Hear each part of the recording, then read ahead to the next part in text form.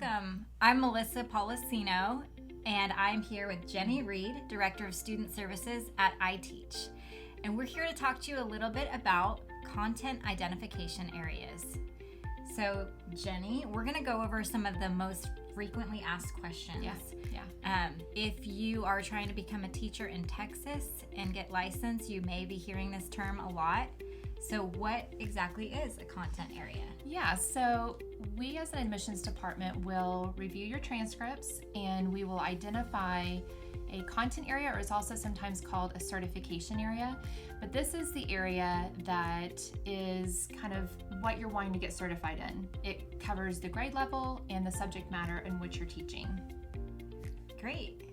So now that you know what a content area is, how do we identify a content area? Sure. So there's a couple of different ways we will identify a content area.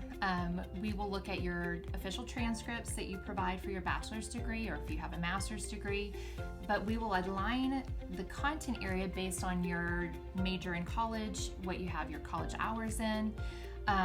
If you have any previous testing, like if you were in a previous program, or if you took the Texas PACT or one of those exams the state offers and that you've passed it, we can also identify content area based on your past exams.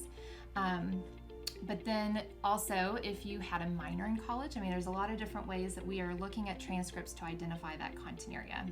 Okay, that's very helpful information. Mm-hmm. So once the content area is identified, what happens if somebody doesn't like their content area? Yeah, that's a great question. So a lot of times we've identified a content area that maybe a person doesn't always want to seek certification in that area. So we have a couple of different options. Step one would be first email our admissions department so we can actually look to see if we can change that content area.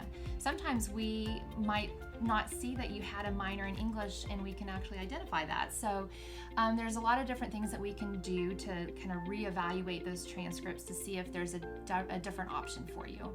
Now, if you can't change your content area, you have another option. So when you enroll in the program, you can test in any content area. There are some restrictions. So what will happen is if you want to test in an area outside of your admissions area, you would first complete a study guide in that specific content area because we want to make sure you're test ready. You'll take that study guide, email the certificate of completion to our testing department, and then we would provide you a test approval to test outside of your area of admissions. One big thing to keep in mind, you are not required to test in what we've identified for admissions. This is just your area of acceptance based on your college hours. But if you're testing in an outside area, you don't have to test in the area that we've identified. Okay, that's a really good point, that you don't have to test in the area that we've identified. Mm-hmm. Again, can we repeat those email addresses so people know where to send the info? Yeah, so if you are wanting to change your content area before you enroll, and that's key, you have to email us before you enroll in the program.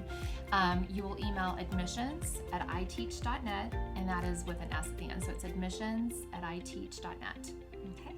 And then the testing email address, do you want to say that one again? Yeah, so if you do enroll in the program and you're wanting to switch your if you want to request test approval in an outside area, you're going to email testing@iteach.net your test results or your study guide results once you've completed that.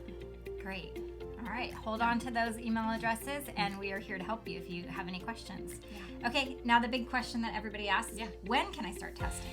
Yeah, so I would suggest right off the bat, as soon as you enroll in the program, start studying for your exams, prep for those with those study guides, and then test as soon as you can because, well, we have a couple things. We have people that come to us that are already hired in the classroom and they really need to start getting those observations done, or they're trying to get hired for the classroom. So passing that state exam is key, very important to either start your field experience or get that statement of eligibility so that you can start applying for jobs.